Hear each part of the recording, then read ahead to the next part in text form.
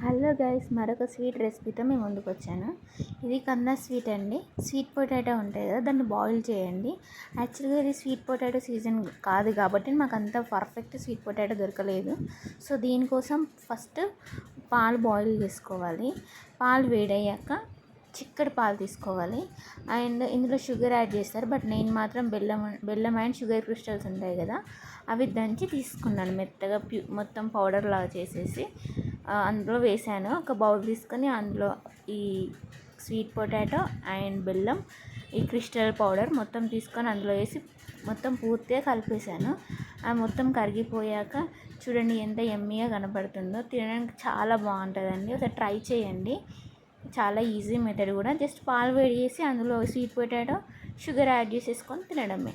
And మీకు నిన్న చెప్పాను కదండి బెంగాల్ వాళ్ళ గురించి.